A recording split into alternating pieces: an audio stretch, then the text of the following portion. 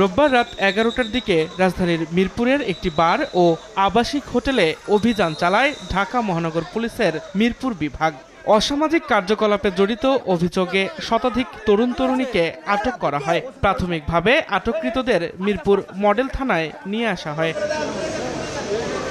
Police জানায়, দীর্ঘদিন ধরে মিরপুর 1-এর বাগদাদ মার্কেটের এসকে বার ও পাশের একটি আবাসিক হোটেলে অসামাজিক কার্যকলাপের অভিযোগ করে আসছিলেন স্থানীয়রা। সেই অভিযোগের ভিত্তিতেই অভিযান চালিয়ে তাদের আটক করা হয়। অভিযোগ পাই যে এখানে সামাজিক অবক্ষয় হচ্ছে, বিভিন্ন ধরনের আসছে। আমরা একটা অভিযান পরিচালনা করি এবং সেখান থেকে প্রপার ওয়েতে আইনগতভাবে কিছু মানুষজনকে আমরা আটক করেছি।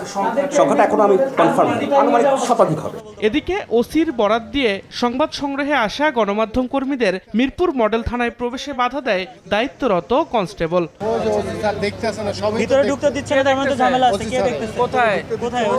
সাংবাদিক ঢুকতে দিবেন না কেন বুঝলাম না।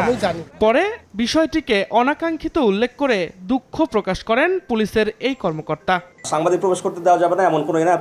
সাংবাদিক আমাদের অবশ্যই আমাদের বন্ধু, এটা আমাদের নলেজে ছিল না বা আমাদেরকে উই আর নট ইনফর্মড। আটককৃতদের বিরুদ্ধে আইনগত ব্যবস্থা গ্রহণের জন্য শাহ আলী থানায় হস্তান্তর করেছে পুলিশ। দিন মোহাম্মদ সাব্বির, সময় সংবাদ, ঢাকা।